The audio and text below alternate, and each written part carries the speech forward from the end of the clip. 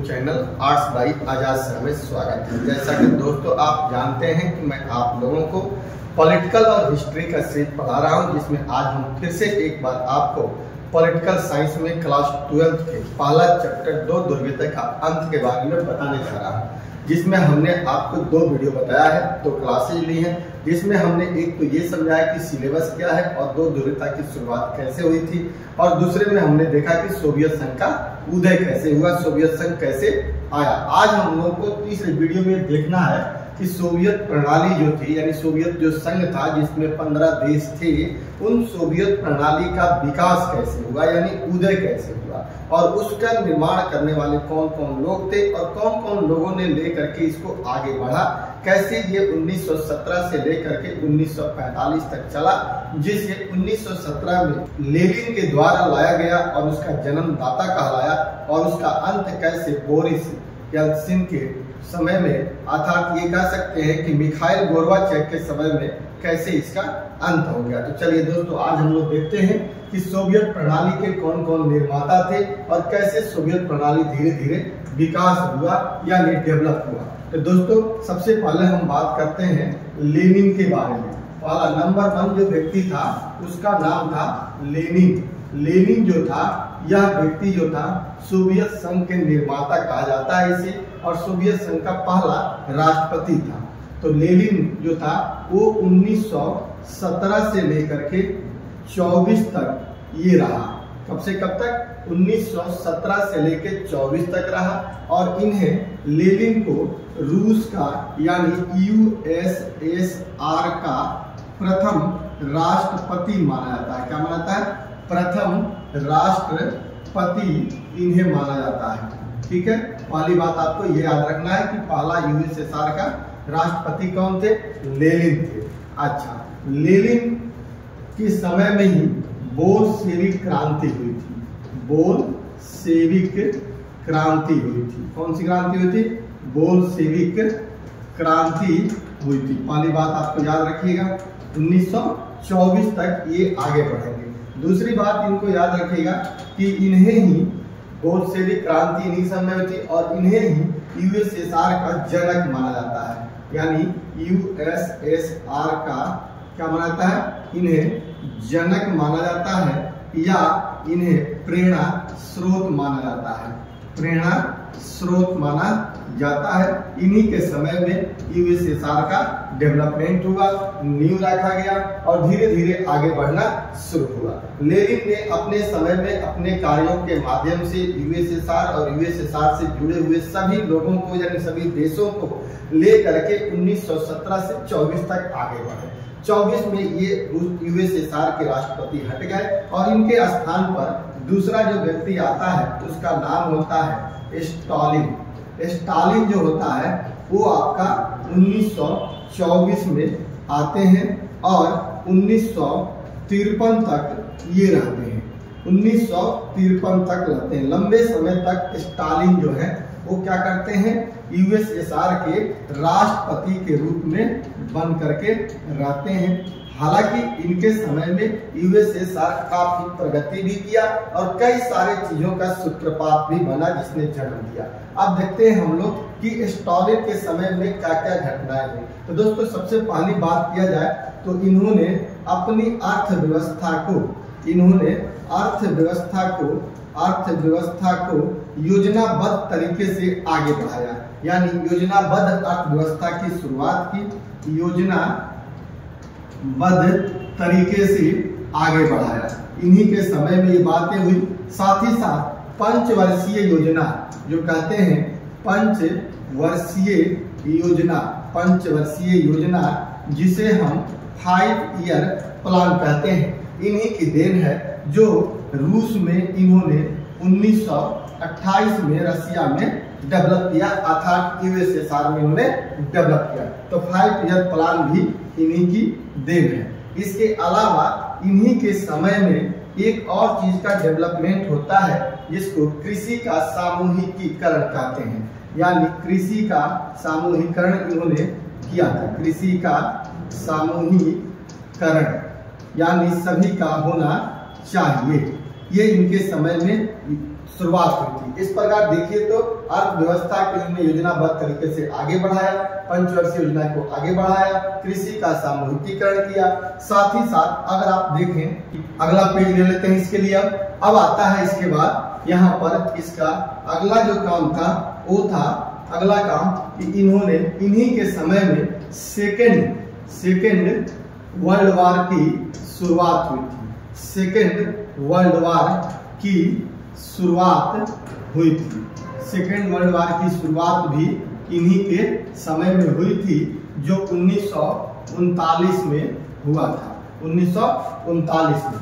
अगला काम, इन्हीं के समय में इन्होंने तानाशाह को भी जन्म दिया था। तानाशाह को जन्म दिया था, तानाशाही प्रवृत्ति को भी जन्म दिया था, जो उनके समय में हुआ था। और सबसे बड़ी बात जो थी कि इन्हीं के समय में शीत युद्ध की शुरुआत हुई थी। शीत युद्ध की शुरुआत हुई थी इन्हीं के समय में। स्टालिन के समय में शीत युद्ध की शुरुआत हुई थी, जो माना जाता है कि शीत युद्ध की शुरुआत 1945 से लेकर के 1991 तक चला था, जिसे शीत युद्ध कहा गया था। तो इस प्रकार दोस्तों आपने देखा कि इनके समय में कैसे कुछ चीजों का जन्मदाता भी बने और कुछ चीजों का इन्होंने विकास किया। इसके बाद स्टालिन के बाद जो अगले तीसरा व्यक्ति जो यूएसएसआर का राष्ट्रपति बनते हैं, उनका नाम होता है निकिता क्रुश्चेव। निकिता क्रुश्चेव होते हैं, निकिता क्रुश्चेव होते हैं। ये रूस को यानी यूएसएसआर को आगे बढ़ाने का काम करते हैं, और ये 1953 से लेकर के 1964 तक ये राष्ट्रपति रहते हैं। कहाँ? तो यूएसएसआर का राष्ट्रपति बनकर के रहते हैं। ठीक है, अगली बात हम लोग यहाँ तक देख लिए। इसके बाद जो है आगे आता है कि इनके समय में क्या क्या घटनाएं घटती है। तो सबसे पहला एक काम याद रखेंगे कि ये तानाशाही के सबसे बड़े आलोचक थे। क्या थे? ये तानाशाही के सबसे बड़े आलोचक थे। सबसे बड़े आलोचक थे। क्या थे जी? आलोचक थे। पहली बात हो गई। अर्थात स्टालिन के ये क्या थे? आलोचक थे। और दूसरी बात याद रखना है कि इन्हीं के समय में 1961-2 में एक बहुत बड़ी घटना घटने वाली थी, जो घटित हुई थी। इसे हम लोग क्यूबा मिसाइल संकट कहते हैं। क्या बोलते हैं? क्यूबा मिसाइल संकट कहते हैं। इसी क्यूबा मिसाइल संकट की घटना इन्हीं के समय में हुई थी। दोस्तों मैं आपको क्यूबा मिसाइल संकट के बारे में बताता, लेकिन ये आपके सिलेबस से निकाल दिया गया है, इसलिए हम इसे बता नहीं सकते हैं। बस इतना याद रखिए, क्यूबा एक देश था जहां पर जो एक यूएसएसआर का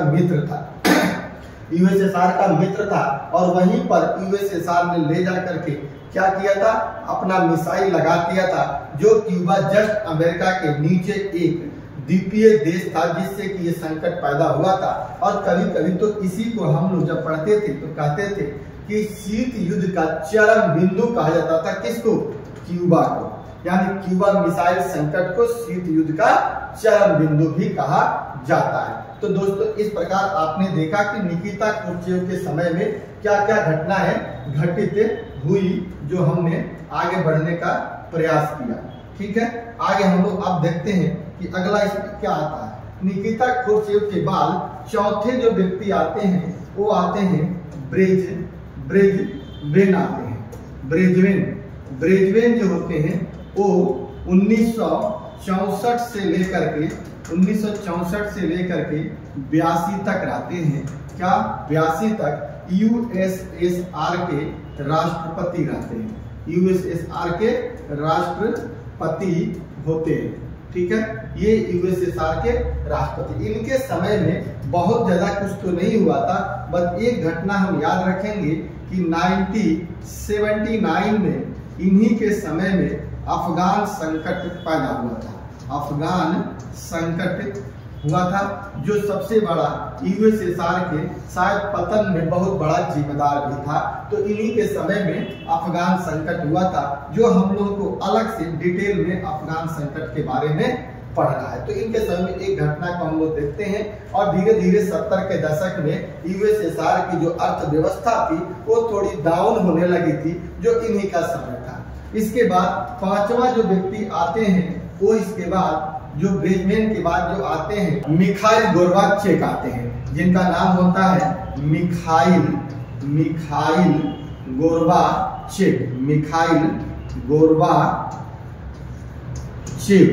मिखाइल गोर्बाचेव जो है ये अगले 5वें राष्ट्रपति बनते हैं यूएसएसआर के, जो 1982 से लेकर के 1991 तक रहते हैं। ठीक है दोस्तों, 1991 तक रहते हैं। इनके समय में तो बहुत सारी घटनाएं भी हुई थी और इन्हीं के समय में यूएसएसआर के पतन की घोषणा भी कर दी गई थी। तो दोस्तों सबसे पहले हम देखते हैं कि इनके समय में क्या क्या घटनाएं घटित हुई थी। सबसे पहली बात तो इनके समय में ये कहा जाता है कि इन्हीं के समय में सबसे पहले इन्हें सुधारों का जनक कहा जाता है। क्या कहा जाता है? इन्हें सुधारों का जनक कहा जाता है। सुधारों का जनक कहा जाता है। सुधारों का जनक कहते हैं, पहली बात। दूसरा बात कि इन्होंने ही सबसे पहले यूएसएसआर जो लगभग धीरे धीरे इसका पतन हो रहा था, इसमें सुधार करने की प्रक्रिया की शुरुआत की, सुधार करने की कोशिश की और इसके लिए इन्होंने 2 प्रकार की नीति अपनाई। कितनी नीति अपनाई? तो इन्होंने 2 नीति अपनाई थी, जिसमें से पहली जो नीति थी इसे हम पुनर्गठन की नीति कहते हैं। क्या बोलते हैं? इसे हम पुनर्गठन की नीति कहते हैं। पुनर्गठन की नीति क्या बोलते हैं? इसे हम पुनर्गठन की नीति कहते हैं। और दूसरा जो था खुलापन की नीति बोलते हैं। क्या बोलते हैं? खुलापन की नीति। अर्थात 2 प्रकार की नीति पुनर्गठन की नीति थी, अर्थात नौकरशाही में पुनः एक बार से भी व्यवस्था किया जाए, पुराने नौकरशाही को हटाकर न्यू नौकरशाही को लाया जाए। और खुलापन की नीति था कि इनका मानना था कि पश्चिमी देशों के साथ फिर से एक संबंध बनाया जाए ताकि अपनी डूबती हुई नैया को बचाया जा सके। ठीक है, इसके बाद यहाँ पर दूसरी जो व्यवस्था अब इन्होंने क्या किया? पुनर्गठन और खुलापन की नीति को लागू किया। तीसरी बात जो थी इनके समय में वो हम लोग देखते हैं कि इन्हीं के समय में जब अफगान संकट हुआ था तो वहां से सेना को वापस बुलाने की निर्णय 1987 में इन्हीं के समय में लिया गया था। यानी 1987 में अफगान से, कहां से? अफगान से सेना बुलाने का निर्णय इन्हीं के समय में लिया गया था। सेना बुलाने का निर्णय लिया गया था इन्हीं के समय में। ठीक है दोस्तों, इसके अलावा इन्हीं के समय में एक घटना और घटी थी जिसे हम कहते हैं कि पूर्वी जर्मनी और पश्चिमी जर्मनी दोनों एक हो गया था, अर्थात बर्लिन का दीवार गिराया गया था। बर्लिन का जो दीवार है वो इन्हीं के समय में गिरा दिया गया था। बर्लिन का दीवार गिराया गया था। बर्लिन का दीवार गिराया गया था, जो कहा जाता है कि 1989 में बर्लिन का दीवार गिर गया। और जैसे ही बर्लिन का दीवार गिराया गया, पश्चिमी जर्मनी और पूर्वी जर्मनी दोनों एक हो गए। अर्थात यहीं से कहा जाता है कि 2 ध्रुवीयता का अंत की प्रक्रिया शुरू हो गई। अर्थात 2 ध्रुव, जो मैंने पहली क्लास में आपको बताया था कि 2 ध्रुव यानी एक पश्चिमी जर्मनी और एक पूर्वी जर्मनी जो बन करके तैयार हुई थी, वो इसी पे अंत होता है। दोनों ही जर्मनी एक हो जाती है। हालांकि इसे पूर्वी जर्मनी के लोगों ने ही इस दीवार को गिरा दिया था। तो इस प्रकार देखा जाए तो बर्लिन का दीवार का गिरना 1989 में इन्हीं के समय की प्रक्रिया थी। और इन्हीं के सबसे बड़े आलोचक भी, पांचवा इनका आलोचक, सबसे बड़ा इनका आलोचक कौन थे? उनके आलोचक जो थे वो बोरिस येल्त्सिन थे। बोरिस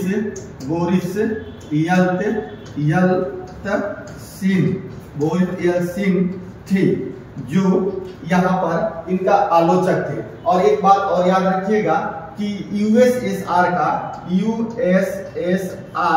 का ये अंतिम राष्ट्रपति थे। क्या थे?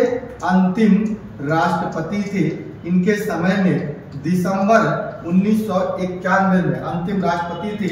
दिसंबर 1991 में यूएसएसआर के पतन की घोषणा कर दी गई और इसी यूएसएसआर से 3 देश जो थे जिसको रूसी गणराज्य कहते थे, अर्थात रूस, बेलारूस और यूक्रेन, तीनों ही अलग हो जाते हैं और अलग होते ही क्या हो जाता है, तो यूएसएसआर के पतन की घोषणा कर दी जाती है। और इस प्रकार 1991 में इनके समय में इस यूएसएसआर का पतन हो जाता है। उसके बाद रूस में क्या होता है, चुनाव होता है और अगला व्यक्ति जो होते हैं 6ठे स्थान पर रूस का राष्ट्रपति कौन बन जाते हैं, रूस अलग होता है, उत्तराधिकारी के रूप में आता है और रूस का राष्ट्रपति जो है, रूस का राष्ट्रपति 1991 में कौन बन जाते हैं, तो बोरिस येल्त्सिन बन जाते हैं। बोरिस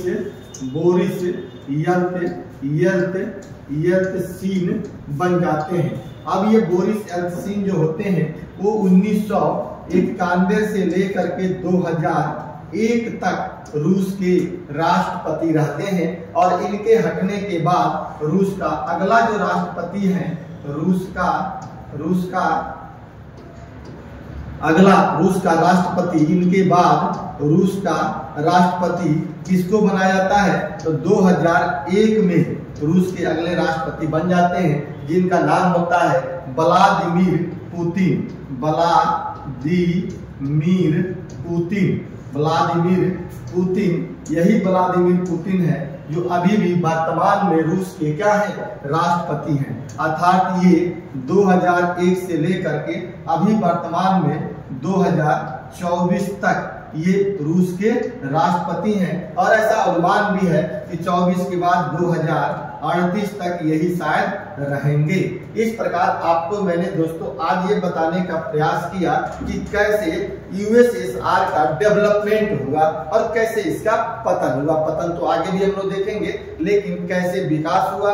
जिस यूएसएसआर का नींव 1917 में लेनिन के द्वारा बोल्शेविक क्रांति के बाद रखी गई, उसी का पतन आगे चल करके दिसंबर 1991 में मिखाइल गोर्बाचोव के समय में हो जाता है। तो दोस्तों आज आपको मैंने ये चीज बताया। आपको अगर ये वीडियो अच्छा लगे तो आप निश्चित तौर पे इसे लाइक करिएगा, अपने दोस्तों के बीच में शेयर करिएगा। जय हिंद, जय भारत।